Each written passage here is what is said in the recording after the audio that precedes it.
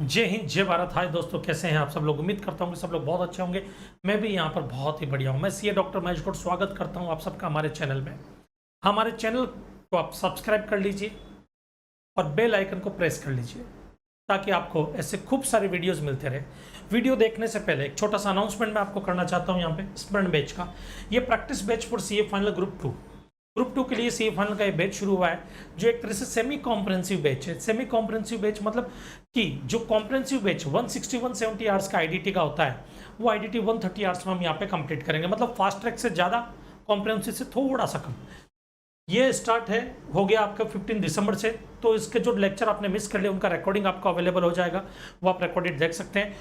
और आईडीटी के बैच का टाइमिंग होगा 9:15 टू 11:15 मॉर्निंग में। ना इसके बारे में, अगर आप इसमें एडमिशन लेते हैं, इसके बारे में कुछ मैं आपको बताता हूँ। SCMP जो है सचिन गुप्ता सर लेने वाले हैं, दुर्गेश सिंह सर DT लेने वाले हैं, IDT मैं लेने वाला हूँ Mahesh Gaur sir. Live interactive classes होगी, अनलिमिटेड रिकॉर्डेड लेक्चर रहेंगे, doubt solving session regular basis पे होगा, मॉक टेस्ट सीरीज भी आपकी रेगुलर बेसिस पे चलती रहेगी। ये कुछ स्टूडेंट्स की डिटेल्स है जो रैंकर्स हैं और कुछ लेजेंड स्टूडेंट्स की डिटेल है।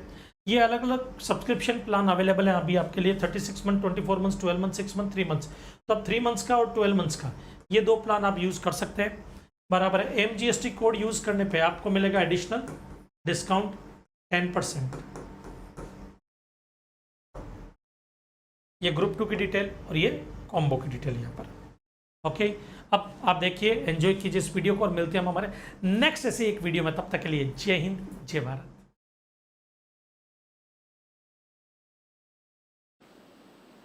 जय हिंद, जय भारत। हाय दोस्तों, कैसे हैं आप सब लोग। बड़ा हमारी मेहनत पसंद आए तो वीडियो को लाइक करना ना भूले। ड्यूटी ड्रॉबैक हमारा नेक्स्ट चैप्टर है। ड्यूटी ड्रॉबैक कस्टम एक्ट के अंदर ड्यूटी ड्रॉबैक क्या है क्या नहीं, इसको जरा एक बार हम एक एग्जाम्पल से समझते हैं कि क्या है और इसमें हमको क्या पढ़ना है। जैसे एक छोटा सा एग्जाम्पल लेता हूँ बेटा मैं। मान लीजिए कि ये जो है ये इंडिया है। ओके, ये क्या है, इंडिया है। और मैं फॉरेन से कोई गुड्स इंडिया में लेकर के आया हूँ। मान लेते हैं प्रोडक्ट एक्स लेकर के आया मैं।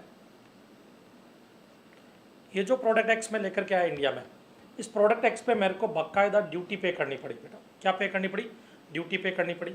मान लेते हैं basic custom duty, social welfare surcharge, IGST, compensation cess, ये सब मुझे पे करनी पड़ी।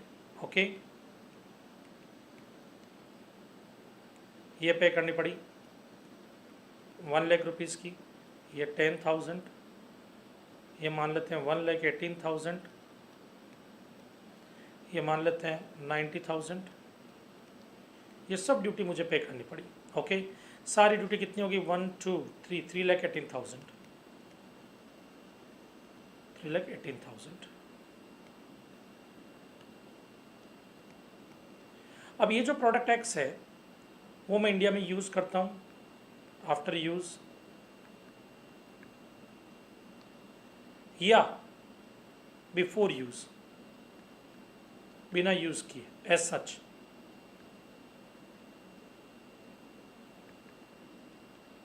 इस प्रोडक्ट को मैं क्या करता हूँ, एक्सपोर्ट कर देता हूँ। तो गवर्नमेंट मुझे क्या बोलती है, भाई तूने एक्सपोर्ट किया, फॉरेन करेंसी आई तो हम बहुत खुश हुए, तो हम तेरे लिए एक फ़ायदा दे रहे कि भाई ये जो ड्यूटी तूने पे की है, ये ड्यूटी हम तुझे रिफंड कर देंगे। क्या कर देंगे, रिफंड कर देंगे। तो कस्टम्स ड्यूटी आपको रिफंड हो जाएगी, बट ये रिफंड कितनी होगी, कैसे होगी, क्या होगी, वो सब हमको यहाँ पे पढ़ना है। ये है सेक्शन 74। ये क्या बोलता है, सेक्शन 74 बोलता है ये वाली चीज़ कि जो प्रोडक्ट लेकर के आया, जैसे ये मशीन में इंपोर्ट करके लेके आया हूँ, ये मशीन मैंने इंडिया में यूज़ की, यूज़ करने के बाद इस मशीन को मैंने री एक्सपोर्ट कर दिया वापस। तो री एक्सपोर्ट अगर मैंने इस मशीन को कर दिया तो इस पर जो ड्यूटी पे की उसका मुझे रिफंड हो जाएगा। तो इसको हम बोलते हैं री एक्सपोर्ट। क्या बोलते हैं, री एक्सपोर्ट। ओके,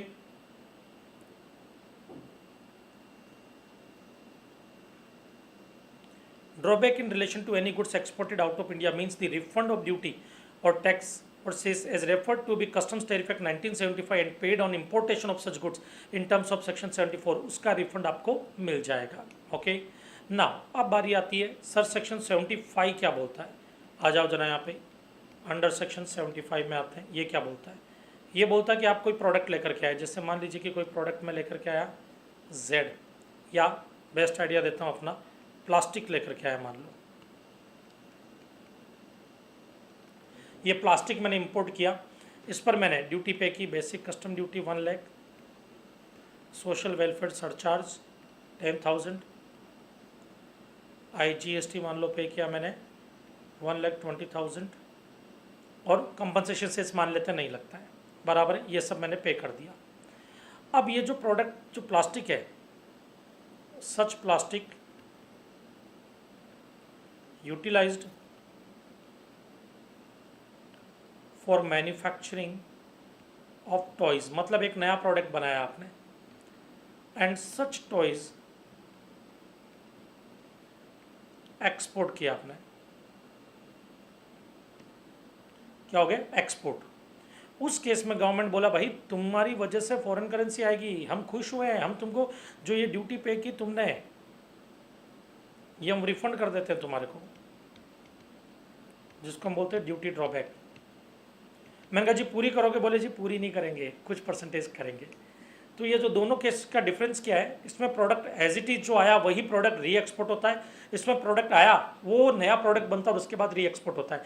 अब सबसे पहली चीज़ इसमें आती है, इसमें दो ही क्वेश्चन आपके बनते हैं बेटा सेक्शन 74 में। पहला, amount of duty drawback calculate करो,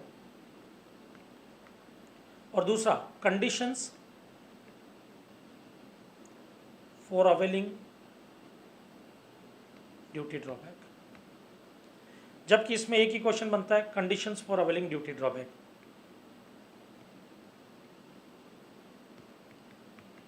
क्योंकि अमाउंट यहाँ पे ऑल इंडस्ट्री रेट के हिसाब से आपको क्वेश्चन में कैलकुलेट करके दिया जाता है, बराबर है।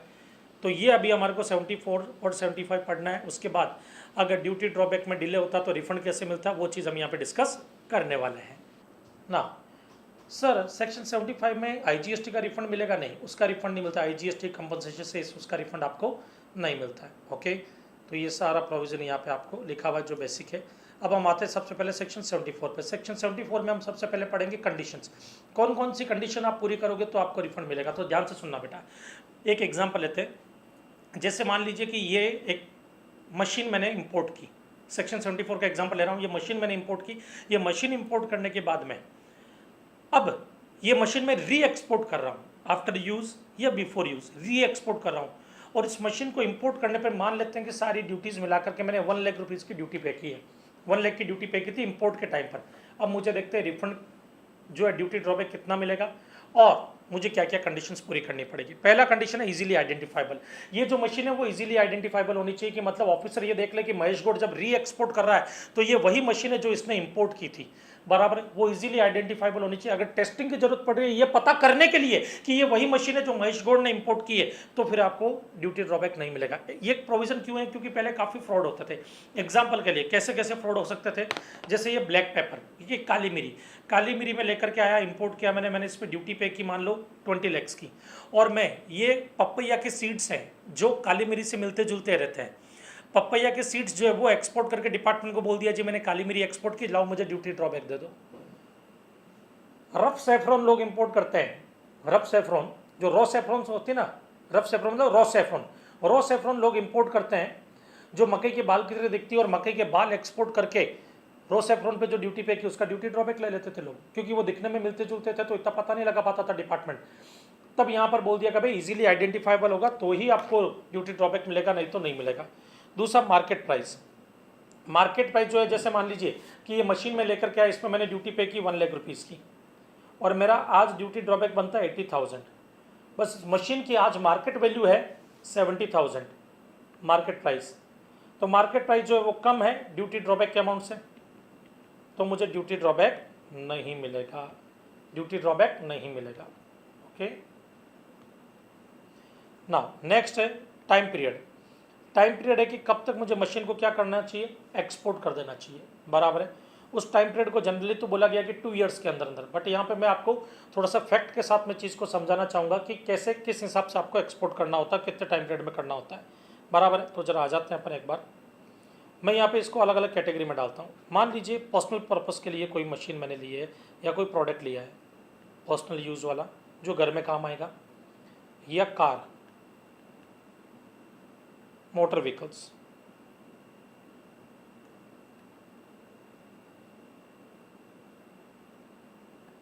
मोटर व्हीकल्स, तो मुझे 4 ईयर्स के अंदर अंदर एक्सपोर्ट कर देना चाहिए, बराबर है। अगर बिजनेस में यूज़ कर रहा हूँ, personal use and motor vehicles, जो मैं री एक्सपोर्ट करूँगा आफ्टर यूज़, री एक्सपोर्ट आफ्टर यूज़, तो 4 ईयर्स। लेकिन अगर मैं बिजनेस पर्पस के लिए कोई मशीन लेकर के आ रहा हूँ या कोई भी प्रोडक्ट लेकर के आ रहा हूँ, उसको यूज़ करके मैं एक्सपोर्ट कर रहा हूँ, री एक्सपोर्ट आफ्टर यूज़, तब 18 मंथ्स के अंदर अंदर एक्सपोर्ट हो जाना चाहिए। और एनी प्रोडक्ट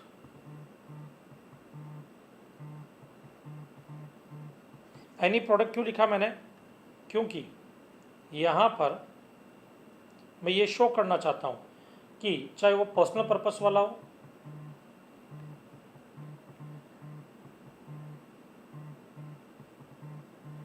चाहे बिजनेस यूज वाला हो, बिजनेस यूज वाला, दोनों में से कोई सा भी हो, अगर बिफोर यूज री एक्सपोर्ट कर रहे हो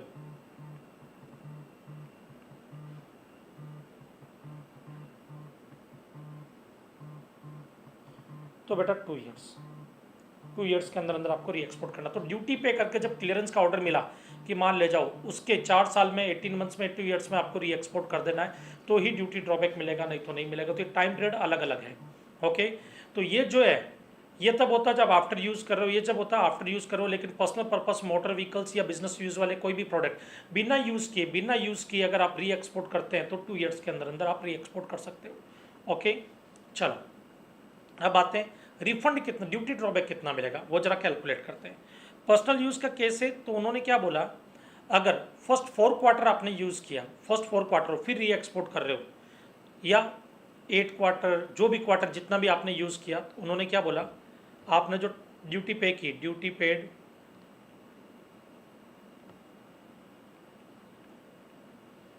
लेस 4% पर क्वार्टर और पार्ट देयर ऑफ, ये कब, फर्स्ट 4 क्वार्टर के लिए, पहले साल के लिए, फर्स्ट ईयर में। उसके बाद 3% पर क्वार्टर सेकेंड ईयर के लिए, 2.5% पर क्वार्टर थर्ड ईयर में, और 2% पर क्वार्टर फोर्थ ईयर में। उसके बाद तो आप बेच ही नहीं सकते, इतना कम कर दो, ये माइनस हो जाएगा, जो बचेगा वो आपका ड्यूटी ड्रॉबैक का अमाउंट है। एग्जाम्पल से समझो इसको, मान लीजिए कि ये कार मैं खरीद करके लेके आया, ये कार मैंने परचेज की, मैंने इस पर कस्टम्स ड्यूटी पे की, कस्टम्स ड्यूटी पेड, कितनी पे की, 1 लाख रुपीज़। इस कार को मैंने 27 मंथ्स यूज़ किया, कितना किया, 27 मंथ्स यूज़ किया। Okay, 27 months and 10 days. इसका मतलब 27 मंथ में कितने क्वार्टर हो गए, 3 महीने का एक क्वार्टर होता है, बराबर है। तो 24 में 8 क्वार्टर हो जाएंगे, 8 क्वार्टर, फिर 24, 25, 26, 27, 9 क्वार्टर, और 10 डेज है तो किसी भी क्वार्टर का एक दिन भी यूज़ किया तो पूरा क्वार्टर माना जाएगा। तो टोटल 10 क्वार्टर हो गए ये, 10 क्वार्टर से पहले 4 क्वार्टर मल्टीप्लाई बाई 4% आएगा 16%, next 4 quarter multiply by 3% 12%, next 2 quarter multiply by 2.5% 5%, total कितना हो गया, 16 और 12 28 एंड 5 33%। इसका मतलब ये जो 1 लाख है इसमें से 33% माइनस कर दो, 33,000, 33% ऑफ 1 लाख, 33,000 माइनस कर दो, बैलेंस कितना आएगा, 67,000। ये आपको ड्यूटी ड्रॉबैक मिल जाएगा, रिफंड। बट 4 साल के बाद अगर किया आपने, 4 साल के बाद किया तो आपको ड्यूटी ड्रॉबैक नहीं मिलेगा। अगर बिफोर यूज़ कर दिया तो 2 साल के अंदर अंदर री एक्सपोर्ट करना पड़ेगा तो ही ड्यूटी ड्रॉबैक मिलेगा, अदरवाइज नहीं मिलेगा। अब बारी आती है बिजनेस यूज़ के लिए। बिजनेस यूज़ के लिए अगर आप कोई भी मशीन लेकर के आते हैं तो जब क्लियरेंस का ऑर्डर मिला था भाई ये मशीन ले जाओ आपने, मैंने इंपोर्ट की ये मशीन, ये इंपोर्ट की और मैंने ड्यूटी पे कर दी, क्लियरेंस का ऑर्डर मिल गया और वो डेट से लेकर के वापस री एक्सपोर्ट करता हूँ, उस डेट के बीच में टाइम गैप होगा। वो टाइम गैप अगर 0 to 3 मंथ्स का है, या तो मतलब अप टू 3 मंथ्स, 3 महीने तक काउंट होगा। 3 महीने से ज़्यादा about 3 months, but up to 6 month, about 6 month, up to 9 months, about 9 months, up to 12 month, about 12 month, up to 15 months, about 15 months, up to 18 months and about 18 months. तब ये क्या बोलते हैं, अगर टाइम गैप 0 से 3 महीने तक का, ये तो ज़्यादा टाइम आपको यूज़ किए हुए नहीं हुआ तो आपको 95% हम ड्यूटी ड्रॉबैक दे देंगे। ये सीधा ड्यूटी ड्रॉबैक का परसेंटेज है। 3 to 6 मंथ का है कि 3 महीने से ज़्यादा और 6 महीने तक का टाइम हुआ तो 85% दे देंगे। 6 महीने से ज़्यादा 9 मंथ्स तक अभी आप मशीन को आपने यूज़ किया 75% दे देंगे। 9 से ज़्यादा और 12 तक है तो 70%, 12 से ज़्यादा 15 तक है तो 65%, 15 से ज़्यादा 18 तक है तो 60% और 18 से ज़्यादा तो 0। ये ड्यूटी ड्रॉबैक की परसेंटेज होती है आपके। ओके नाउ, अगर आप बिना यूज़ किए री एक्सपोर्ट करते 2 ईयर्स के अंदर अंदर तो 98% ड्यूटी ड्रॉबैक मिलेगा आपको, जो भी आपने पे किया उसका 98%। तो ये सारा का सारा फॉर्मूला यहाँ पे लिखा हुआ बेटा, ये पर्सनल यूज़ का टाइम पीरियड और ड्यूटी ड्रॉबैक का अमाउंट कैसे निकालना है वो, ये बिजनेस पर्पज़ के लिए गुड्स इंपोर्ट किया आपने तो 18 मंथ्स और इसके ये percentage, time gap between the date of clearance for home consumption and date when goods are placed under customs control for exportation. Case 3, without use अगर आप री एक्सपोर्ट करते हैं तो 2 ईयर्स में और 98% ड्यूटी ड्रॉबैक मिलेगा। केस 4 है नो ड्यूटी ड्रॉबैक। कुछ ऐसे केसेस जिनमें ड्यूटी ड्रॉबैक बिल्कुल भी नहीं मिलता है। यस, वो कौन से केसेस हैं, वेयरिंग अपैरल्स। ये वेयरिंग अपैरल्स है वो, अगर इनको यूज़ करके री एक्सपोर्ट कर रहा हूँ तो वेयरिंग अपैरल्स। टी चेस्ट, ये चाय के बड़े बड़े बॉक्स होते हैं ना, लकड़ी के वुडन बॉक्स बने हुए चाय के, जिनमें चाय आती है, बराबर है, तो ये बड़े बड़े जिसमें चाय पत्ती आती है, ये वाले boxes. Cinematographic films, x ray films, photographic films, paper and plates, ये जो है आपके, ये अगर यूज़ करके री एक्सपोर्ट किए तो आपको ड्यूटी ड्रॉबैक कभी भी नहीं मिलेगा, ड्यूटी ड्रॉबैक नहीं मिलेगा, यूज़ करने के बाद री एक्सपोर्ट किया है तो। ना सेक्शन 74 ये भी बोलता है कि गुड्स आप एक्सपोर्ट करते हो तो जरूरी नहीं कार्गो से करो, कार्गो से भी कर सकते हो, बाई पोस्ट भी अगर आप एक्सपोर्ट करते हो तब भी ड्यूटी ड्रॉबैक दे देंगे, और बाई बैगेज खुद लेकर के जाते हो तब भी ड्यूटी ड्रॉबैक दे देंगे। तीनों ही केस में ड्यूटी ड्रॉबैक मिलता है। ओके, चलो बेटा अब आते हैं हम आगे की तरफ। ना फ्रेंड्स, अब आते हैं सेक्शन 75 पे। सेक्शन 75 क्या होता है कि कोई भी गुड्स मैंने, जैसे ये प्लास्टिक मैंने इंपोर्ट किया, प्लास्टिक इंपोर्ट करने के बाद इससे मैंने टॉयज़ बनाए, टॉयज़ बना करके टॉयज़ में अगर एक्सपोर्ट करता हूँ तो उस केस में मुझे ड्यूटी ड्रॉबैक, जो प्लास्टिक पे मैंने ड्यूटी पे की है उसका ड्यूटी ड्रॉबैक मुझे मिलेगा, वो मिलेगा सेक्शन 75 में। बट उसके लिए कुछ कंडीशंस होगी, वो मुझे पूरी करनी पड़ेगी। कंडीशन क्या है, पहला export value should be more than the imported value. जो भी रॉ मटेरियल, ये जो प्लास्टिक, ये जो भी रॉ मटेरियल मैंने इंपोर्ट किया, ये जो मैंने यूज़ किया किस इस एक्सपोर्टेड गुड्स में, तो जो यूज़ किया तो इसकी क्या वैल्यू थी, उस वैल्यू से ज़्यादा वैल्यू होनी चाहिए एक्सपोर्ट वैल्यू। क्योंकि कॉमन सेंस की बात है बेटा, मैं 1 लाख रुपए में गुड्स को इंपोर्ट कर रहा हूँ और 80,000 रुपये में टॉयज़ एक्सपोर्ट कर रहा हूँ, तो गवर्नमेंट बोलेगी पागल समझा है क्या, 1 लाख की फॉरेन करेंसी तो तू बाहर भेज रहा है और फॉरेन करेंसी तेरी वजह से कितनी रही 80,000, कुछ वैल्यू एडिशन भी नहीं है, तुझे कोई ड्यूटी ड्रॉबैक नहीं देंगे। तो इसके लिए पहला पॉइंट क्या है, एक्सपोर्ट वैल्यू ज़्यादा होनी चाहिए इंपोर्ट वैल्यू की। कौन सी import value, import value of imported goods. कौन से इंपोर्टेड गुड्स, जो यूज हुए हैं इस फिनिश गुड्स को बनाने के लिए, इन टॉयज़ को बनाने के लिए। दूसरा, मार्केट प्राइस जो है वो कम नहीं होनी चाहिए ड्यूटी ड्रॉबैक के अमाउंट से, अगर मार्केट प्राइस कम हुई तो ड्यूटी ड्रॉबैक नहीं मिलेगा। तीसरा, ड्यूटी ड्रॉबैक कम से कम 50 रुपया तो होना ही चाहिए, मिनिमम 50 रुपीज़ होना चाहिए, बराबर है, और उससे कम हुआ तो बेटा रिक्शा भाड़ा भी उससे ज़्यादा लग जाएगा रिफंड के चक्कर काटते काटते। एंड सम अदर कंडीशन अगर गवर्नमेंट ने इम्पोज की तो वो कंडीशन भी आपको फॉलो करनी पड़ेगी। अगर आपने ये चारों कंडीशन पूरी कर दी तब भी याद रखना, ड्यूटी ड्रॉबैक किसी भी हाल में 1/3 ऑफ मार्केट प्राइस से ज़्यादा नहीं मिल सकता आपको। Drawback is restricted to 1/3 of market price, उससे ज़्यादा नहीं मिल सकता है। ओके, गुड्स आप कार्गो के थ्रू एक्सपोर्ट कर सकते हो, पोस्ट के थ्रू एक्सपोर्ट कर सकते हो, बट बैगेज के थ्रू नहीं है यहाँ पर, बैगेज अलाउ नहीं है यहाँ पर। Okay, export bye baggage not allow 75 में। अब जरा इधर देखना, समझाता हूँ मैं क्या है क्या नहीं है ये प्रोविज़न, सबकी एक एक एग्जाम्पल लेता हूँ।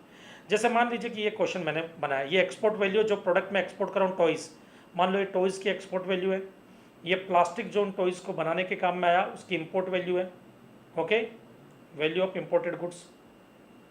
ये ड्यूटी ड्रॉबैक का अमाउंट है और ये मार्केट प्राइस जो प्रोडक्ट की इंडिया में, ओके। सबसे पहली चीज़ हमारे को कंडीशन पूरी कौन कौन सी करनी पड़ेगी, पहला एक्सपोर्ट वैल्यू ज़्यादा होनी चाहिए इंपोर्ट वैल्यू से, पहली condition.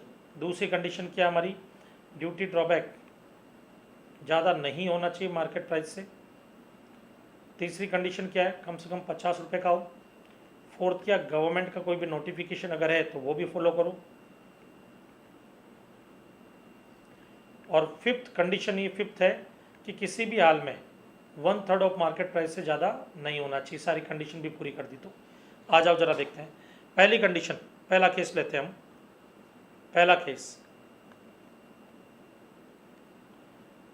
1 lakh import value, export value 1,02,000, पहली कंडीशन पूरी।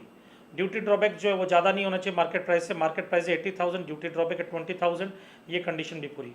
कम से कम 50 रुपया होना चाहिए ड्यूटी ड्रॉबैक, 50 रुपया, तो ड्यूटी ड्रॉबैक का अमाउंट है 20,000 रुपया, मतलब ये वाली कंडीशन भी पूरी।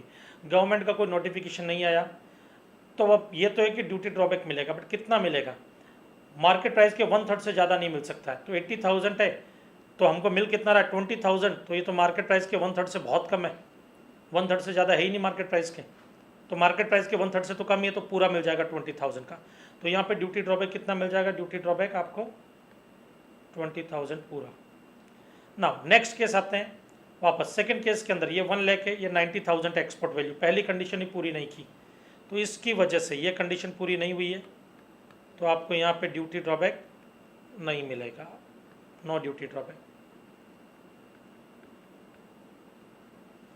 नेक्स्ट केस आ जाओ, अगला पॉइंट, ये 1 लाख है, ये 1,20,000 है, पहली कंडीशन पूरी। ड्यूटी ड्रॉबैक का अमाउंट ज़्यादा नहीं होना चाहिए मार्केट प्राइस से, मार्केट प्राइस है 35,000, ड्यूटी ड्रॉबैक का अमाउंट है 40,000, तो ये वाली कंडीशन जो है ना वो पूरी नहीं हो पाई, जिसकी वजह से नो ड्यूटी ड्रॉबैक। नेक्स्ट है ये 1000, ये 1200, पहली कंडीशन पूरी। ये 1100, ये 45, दूसरी कंडीशन भी पूरी, बट तीसरी पूरी नहीं हुई, वो बोलती है मिनिमम 50 रुपीज़ होना चाहिए, 45 ही है, नो ड्यूटी ड्रॉबैक इस केस में। फिफ्थ पॉइंट, ये 1 लाख, ये 1,20,000, कंडीशन पूरी। ये 60,000, ये 30,000, दूसरी कंडीशन भी पूरी।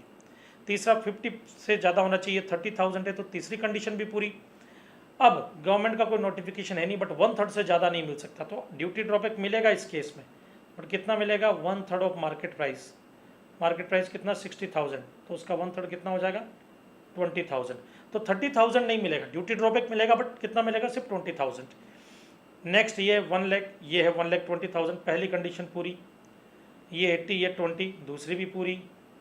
ये 50 से ज़्यादा है, तीसरी कंडीशन भी पूरी, बट गवर्नमेंट नोटिफिकेशन, यहाँ पे एक नोटिफिकेशन है स्टार मार्क किया हुआ, export value should be more than 150% of import value, ये गवर्नमेंट का नोटिफिकेशन है। तो इंपोर्ट 1 लाख पे किया है, तो एक्सपोर्ट वैल्यू इसका 150% मतलब 1.5 लाख से ज़्यादा होनी चाहिए, ये कितनी है 1,20,000, तो गवर्नमेंट की कंडीशन पूरी नहीं हुई, not fulfil, no duty drawback, okay ना। अब आ रही आती interest on drawback. Interest on drawback में क्या होता है कि मान लीजिए कि मैं ड्यूटी ड्रॉबैक जो मुझे मिलना चाहिए, डिपार्टमेंट ऑफिसर है, मैंने उनको एप्लीकेशन दिया कि जी भाई साहब मेरा ड्यूटी ड्रॉबैक बनता है 1 लाख रुपया, ये ड्यूटी ड्रॉबैक का मैंने इनको दिया, मान लीजिए एप्लीकेशन मैंने दिया 1 अप्रैल को, 1 अप्रैल 21 को एप्लीकेशन दिया, मेरा ड्यूटी ड्रॉबैक बनता है, तो ये अगर मुझे 1 मंथ के अंदर अंदर मतलब 1 मई 2021 तक अगर ये मुझे ड्यूटी ड्रॉबैक नहीं दे देते हैं बराबर है, तो उसके बाद ये मुझे 6% से मतलब 1 मई के बाद जितना डिले होगा 6% पर एनम के हिसाब से इंटरेस्ट पे करेगा डिपार्टमेंट। लेकिन मान लो यहाँ पे प्रोविजनल ड्यूटी ड्रॉबैक का भी कॉन्सेप्ट है, मैंने प्रोविजनल ड्यूटी ड्रॉबैक लिया, जिसकी वजह से डिपार्टमेंट ने मेरी इन्फॉर्मेशन पे रिलाई करके मुझे 1 जुलाई को 1 लाख रुपए का ड्यूटी ड्रॉबैक दे दिया, जबकि एक्चुअल में ड्यूटी ड्रॉबैक होना चाहिए था 80,000 का, 20,000 ज़्यादा दे दिया, एरोनियस ड्यूटी ड्रॉबैक 1 जुलाई को। मुझे ये ड्यूटी ड्रॉबैक 2 महीने के अंदर अंदर डिपार्टमेंट को पे कर देना है, बराबर है। अगर मैंने पे नहीं किया, डिपार्टमेंट ने मुझे नोटिस इशू कर दिया, अब मुझे पे करना, तो मुझे इंटरेस्ट देना पड़ेगा, और इंटरेस्ट आफ्टर 2 मंथ्स नहीं, 1 जुलाई जिस दिन एरोनियस रिफंड दिया था वहाँ से जिस दिन एरोनियस ड्यूटी ड्रॉबैक दिया था वहाँ से काउंट होगा और होगा 15% पर एनम के हिसाब से। ओके, चलो बेटा, यहाँ पे ये आपका ड्यूटी ड्रॉबैक कंप्लीट होता है। इसके अलावा इसके जो बाकी के प्रोविजन है वो खाली जस्ट रीड करने के लिए, एग्जाम पॉइंट ऑफ व्यू से किसी भी कोई खास इंपॉर्टेंट नहीं है वो वाले प्रोविजन। हम बढ़ते हैं हमारे नेक्स्ट लेक्चर की तरफ। अगर हमारा लेक्चर पसंद आया तो वीडियो को लाइक एंड चैनल को सब्सक्राइब करना ना भूलें।